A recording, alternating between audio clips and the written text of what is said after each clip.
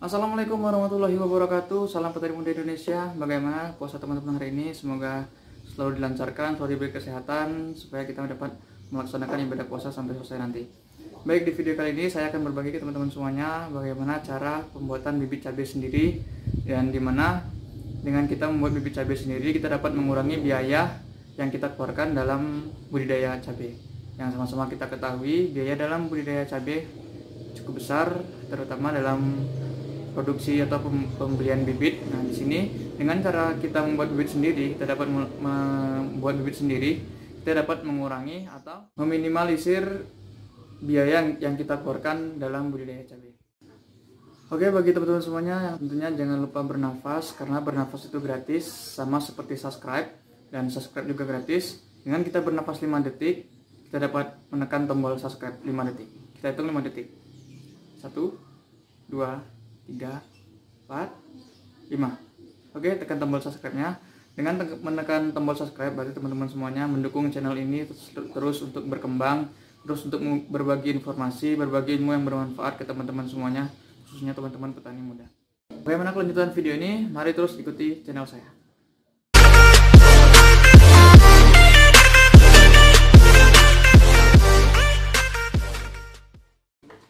Baik, hal yang pertama yang harus kita lakukan yaitu kita harus menyiapkan alat dan bahan. Di sini sudah tersedia, di mana pertama yaitu alat, kita gunakan gunting, silet, saringan, piring, dan juga ember yang berisikan air. Dan bahan tentunya kita gunakan cabai yang sudah, pastikan cabainya matang sempurna ya. Ini kita menggunakan cabai rawit merah atau biasa disebut di sini cabai setan, dan juga air. Hal pertama yang harus kita lakukan dalam pembuatan bibit cabai sendiri yang harus kita perhatikan yaitu kita harus memastikan bahwa cabai yang kita akan buat bibit ini berasal dari latar belakang yang bagus. Dalam artian kita sudah mengetahui latar belakang cabai ini bagaimana, keadaan pohonnya bagaimana, keadaan buahnya bagaimana, dan pastikan cabai yang kita buat untuk bibit sendiri ini terhindar dari serangan penyakit, dan juga pastikan batangnya sehat agar nanti dapat menghasilkan keturunan atau cabai-cabai yang berikutnya dalam keadaan bagus sesuai dengan latar belakang atau induknya. Yang selanjutnya yaitu yang harus kita lakukan, yang pertama kita memilih cabai yang benar-benar matang sempurna, karena dengan cabai yang matang sempurna, dengan merah yang sempurna seperti ini dapat menghasilkan biji yang benar-benar biji yang sudah siap untuk diproduksi untuk pembuatan bibit. Oke, kita lakukan yang pertama kita pilih bibit cabai. Dan hal pertama yang harus kita lakukan yaitu kita memotong antara ujung dan pangkal buah seperti ini.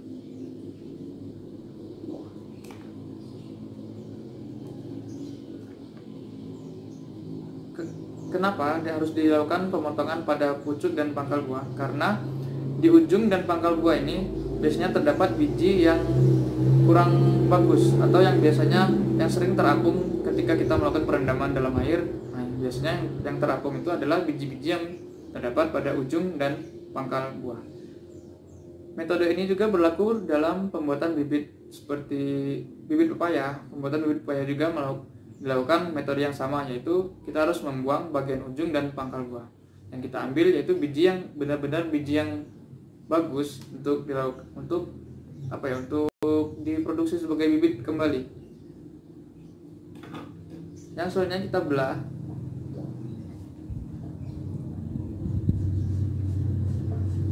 Pastikan jangan sampai biji yang di dalamnya terkena ya. Kemudian sudah terlihat bijinya. Kemudian kita keluarkan. Turunkan ini airnya ya. Kita keluarkan biji-biji ini, kita letakkan dalam piring. Ketika cabai sudah matang sempurna dengan kemerahan yang sempurna, maka kualitas biji ini akan semakin baik.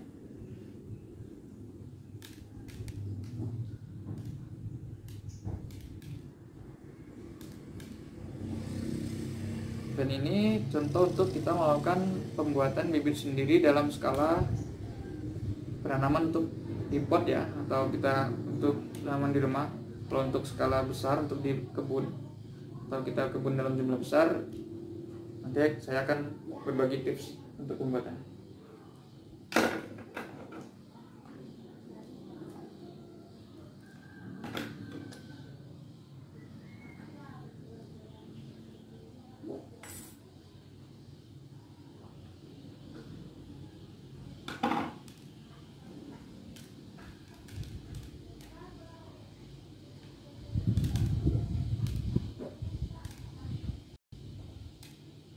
Kalau yang tangannya nggak tahan panas, bisa menggunakan sarung tangan.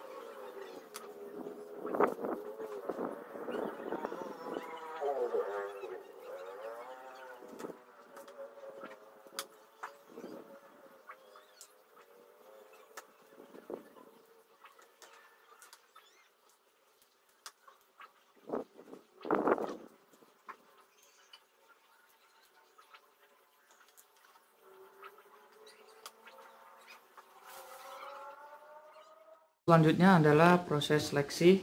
Teman-teman bisa lihat di sini masih ada biji yang mengapung. Sini harus kita buang. Kita menggunakan saringan untuk mengambil biji yang terapung.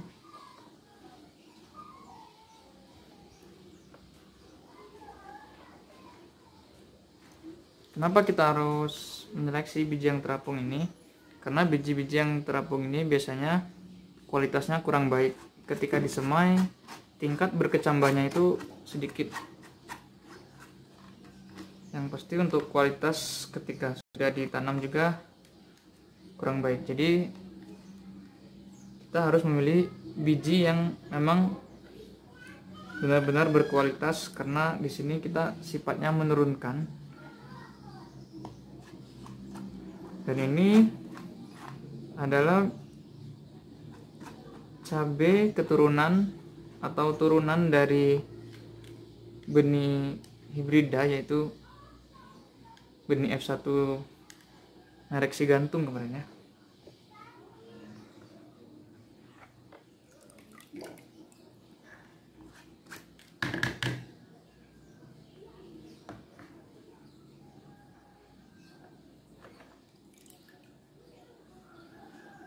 Memang terlihat sepele, tapi hal ini sangat perlu diperhatikan. Dan kita hanya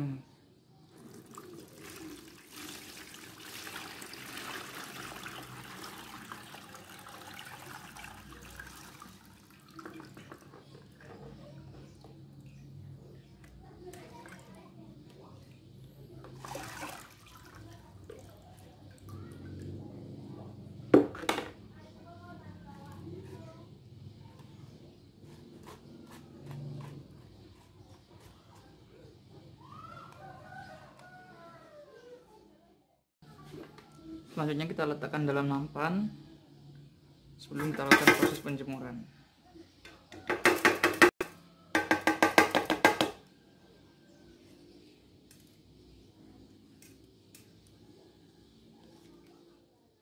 Oke, selesai. Selanjutnya kita lakukan proses penjemuran. Lakukan penjemuran dengan langsung terkena sinar matahari. Jika penjemuran dilakukan langsung terkena sinar matahari, kurang lebih 2 hari kita melakukan proses penjemuran, bibit sudah kering dan sudah siap disimpan.